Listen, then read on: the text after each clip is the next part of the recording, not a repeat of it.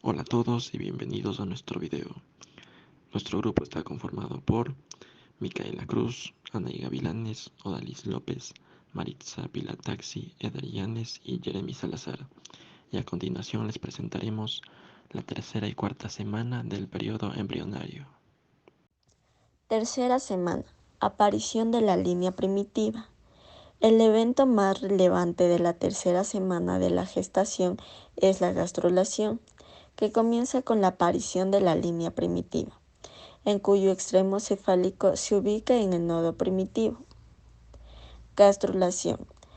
En la región del nodo y la línea, las células del epiblasto se desplazan hacia el interior para formar el endodermo y el mesodermo. Las células que no migran por la línea, sino permanecen en el epiblasto, forman el ectodermo. De este modo, el epiblasto da origen a 3 capas germinales del embrión: ectodermo, mesodermo y endodermo, y estas capas forman todos los tejidos y órganos. Las células prenotocordales que se invaginan en la fosita primitiva se desplazan hasta llegar a la placa precordal. Se intercalan en el endodermo para integrar la placa notocordal. Al avanzar el desarrollo, la placa se desprende del endodermo y se forma un cordón sólido, la notocorda. Este establece un eje en la línea media, que servirá como base para el esqueleto axial. Los extremos craneal y caudal del embrión se determinan antes de que se forme la línea primitiva. Las células del epiblasto que se desplazan en el nodo y la línea están predeterminadas según su posición para convertirse en tipos específicos de mesodermo y endodermo. Así, es posible construir un mapa de destino del epiblasto, en que se observe este patrón. Al final de la tercera semana se ha establecido 3 capas germinales básicas: ectodermo, mesodermo y endodermo, en la región de la cabeza, y el proceso continúa formando estas capas germinales en regiones más caudales del embrión hasta el final de la cuarta semana. La diferenciación de tejidos y órganos ha dado inicio, y avanza en sentido céfalo-caudal al tiempo que la gastrulación continúa. Entretanto, el trofoblasto evoluciona con rapidez. Las vellosidades primarias adquieren un centro de mesénquima en la que surgen capilares pequeños. Cuando estos capilares de vellosidades entran en contacto con los propios de la placa coriónica y del pedículo de fijación, el sistema velloso está listo para proveer al embrión de nutrientes y oxígeno. Cuarta semana. En la semana 4 de gestación se produce el plegamiento del disco embrionario. El embrión pasa de tener forma de disco a ser un cilindro al pegarse sobre sí mismo. Esto sucede debido a que el disco embrionario va creciendo de forma irregular y va curvándose hasta llegar a plegarse. A raíz de este proceso, el embrión se desarrolla en 3 capas: la interna o endodermo, que dará lugar al sistema respiratorio y al digestivo; la media o mesodermo, que se convierte en los músculos del esqueleto y el aparato circulatorio, entre otros; la externa o ectodermo, que formará la piel, el sistema nervioso, el cerebro o las uñas. El sistema nervioso es uno de los primeros en formarse. El tubo neural de tu bebé se cierra al final de esta semana y el cerebro y la médula espinal comienza a desarrollarse. Cuarta semana o periodo embrionario. En esta fase se forman los tejidos, órganos, aparatos y sistemas del nuevo organismo.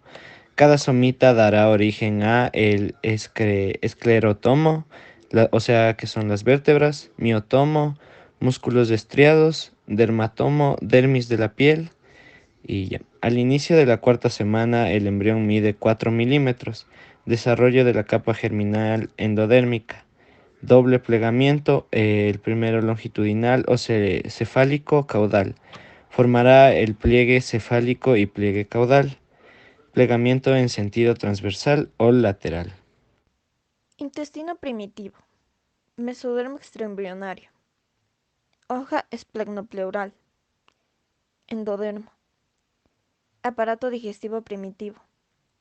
Tubo de extremo cefálico a caudal. Saco vitelino en plegamiento longitudinal. 1. Intestino anterior o cefálico, separado del estomodeo por membrana bucofaríngea. 2. Intestino medio ventral, con saco vitelino por conducto onfalomesentérico. 3. Intestino posterior o caudal, cloaca intestinal. Génesis del sistema nervioso a partir del ectodermo o capa celular externa de un embrión humano a partir de la tercera o cuarta semana después de la concepción, esbozada en estas 4 parejas de dibujos, que representan una visión externa del embrión en desarrollo y una visión de la sección transversal correspondiente hecha aproximadamente a la mitad de la futura médula espinal.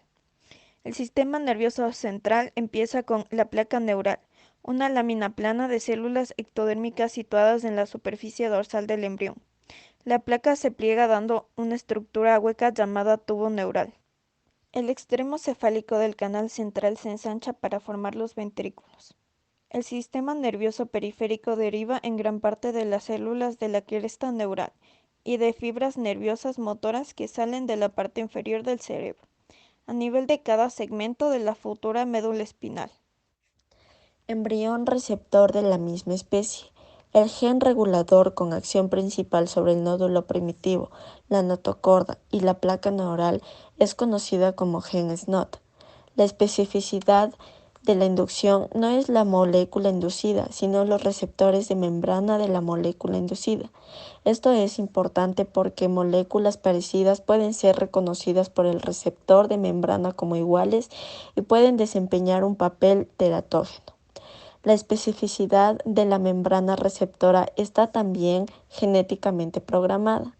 Un gen llamado Notch tiene importancia en regular la competencia de una célula a reaccionar ante las señales inductoras.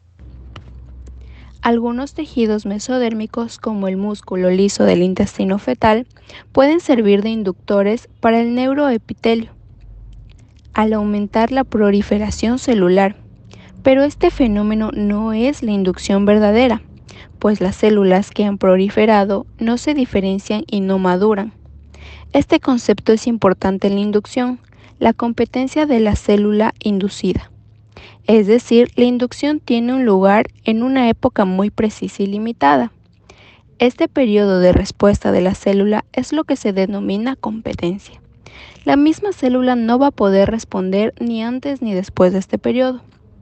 Una vez formado el tubo neural, se produce una diferenciación en 3 dimensiones: longitudinal, circunferencial o coronal y radial, que va segmentado en comportamientos que forman una verdadera barrera física y química.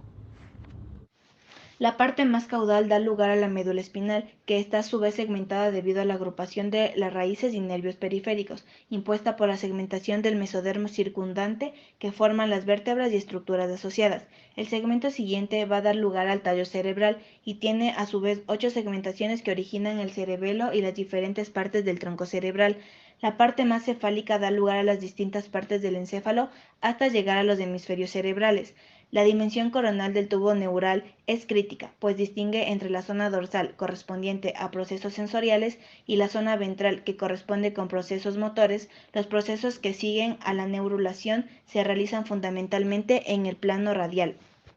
Como pudimos ver anteriormente, cada uno de los procesos explicados y mencionados resultan ser de suma importancia, puesto que se trata de la formación de un ser humano, que tiene que ver con la formación de sus órganos, tejidos, sistemas, aparatos, hasta convertirse en un individuo en sí.